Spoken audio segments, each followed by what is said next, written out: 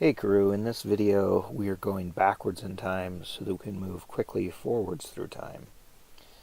You're going to start out here. These are time lapses of the sun rising in Joshua Tree National Park. This was almost exactly a week ago now. So this is really our road trip home from California is what this video is. It's going to include Joshua Tree, the Mojave Desert, Death Valley, the eastern side of the Sierra Nevadas, and Mono Lake.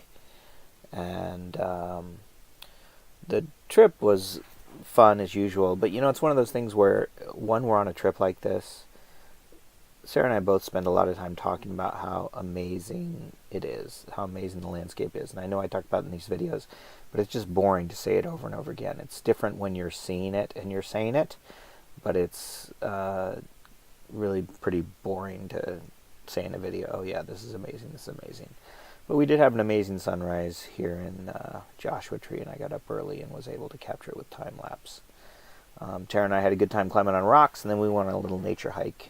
We saw a coyote, which you'll see here in a minute, and then we headed out. And it's interesting the things that don't get captured on these videos too, like when we drove out of Joshua Tree, we went to a grocery store, and then we went looking for inexpensive gas, and we have this app called Gas Buddy, and we were following it, and the route it was taking us was a little off the route that we were supposed to take to get to Death Valley where we were headed, and ended up taking us like 5 minutes out of the way, and then we realized that the gas station that it took us to was on a military base, so we couldn't go in. So we had to bag out and turn around and go back and buy the more expensive diesel. But that's how it goes. You'll see here. Here you see a coyote. I think I mentioned that we saw that in our campsite. It was interesting because people bring their dogs to national parks, and that coyote, the earlier picture you saw him heading down the road, and he stopped and he's just staring, and it turns out one of the other campers was walking their dog up there, and so the coyote took off, and then after the dog guy left with the dog, the coyote came back through. And it's interesting because the guy with the dog never saw the coyote. And I think you bring a dog with you into a nature setting, and you just don't see the wildlife. This is actually in the middle of the Mojave Desert. There's this little place, I can't remember what it was called, and there was a rest area there, and we stopped there. We basically drove through the Mojave Desert because we didn't want to pay to camp.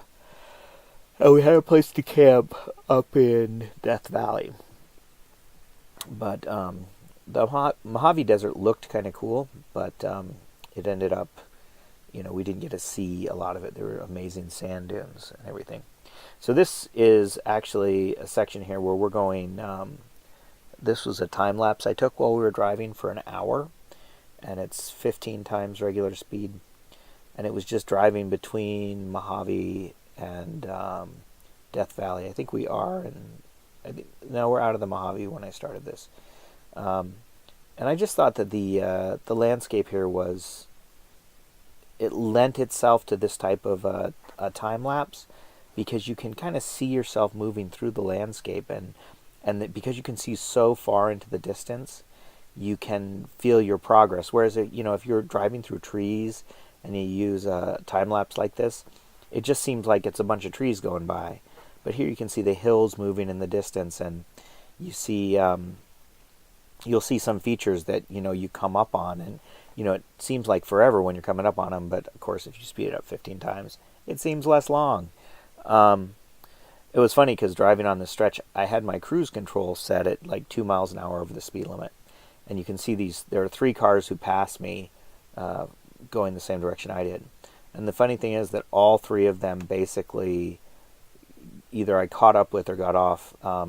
The last woman who passed me right there, you'll see in a little bit that she just weirdly stopped and turned around in the middle of the road, and I almost hit her because she just stopped, and yeah, right there. It was really bizarre. Anyway, no, that's not very interesting. but this was kind of a cool drive. So I did want to talk about, actually, just to finish off this video, after this it's going to go, you're going to see it's going to get dark, and then it's going to come back, and we're going to be driving through past the Sierra Nevadas, and then you're going to see Mono Lake, but I'm not going to talk about any of that. You can just look at it. But I want to talk about your last video and the work that you're doing on your house and your floor. Your floor looks great. It's I like the bamboo. I think it sounds pretty cool. I get the feeling that you wish you'd done the floors upstairs in bamboo as well. Instead, you got that floating laminate, I think. I can really see the room taking shape. I like the carpet. Actually, Sarah and I are talking about cleaning up in our house a little bit so we can rent it out for Roundup. And we just need to organize things and make sure that we have things put away that we don't want people who are renting getting into. And also, our house really needs kind of a deep clean. I mean, we keep it neat, but it's, just to accumulate stuff. So I think I'm going to start like doing one bedroom at a time upstairs. And in the meantime, so over the next few months, I'll be working on that, as well as working on continuing to go through Sarah's books and enter them in the database with the map. I think I talked about that in the last video, but I'm on to the 8th book in the series, which is sort of the centerpiece. So I'm almost halfway done. But I did a novella early on as well, so that kind of doesn't count. But yeah, so and it's going really well. I think I really enjoy this type of work. It's it's a task that's right there in front of me that there's no barriers to completing. And so many of the things that I've worked on, over the last few years professionally have like barriers that I don't have control over. And it's just really nice to have these books and the database and the map, and I have everything I need, and I can just keep working on it. And it actually reminds me of when I was working on the Atlas a little bit, and when I was working on setting the hidden words to music, where I had, this project that was kind of a long, ongoing thing, but didn't have unrealistic time frames associated with them, and didn't rely on other people. Actually, the Atlas kind of did, but not my part of it. So it's nice to be working on stuff like that. In addition, I should tell you that the business job that I was doing for a consulting company, I'm officially not doing that job anymore. I resigned, and they terminated the relationship with me theoretically on Friday. I still have access to my email account, and they're going to do an exit interview, but it's really kind of a relief to have that off my plate. So things have been going well. We just spent the weekend up at Brad and Linda's, and we're in the process of trying to buy a new car for Gareth, an old beater Subaru, hopefully, to replace his old beater Honda. But hopefully it'll be a little less old and a little more reliable. But that's what we've been up to. Now I'm looking at the video and I want to say how beautiful Mono Lake was. I don't know if you know the story of Mono Lake and what happened there with LA stealing water out of it, but if you don't, you should look it up. There was a lawsuit and everything. So that's my story. I'm sticking to it. I'll talk to you later. Bye-bye.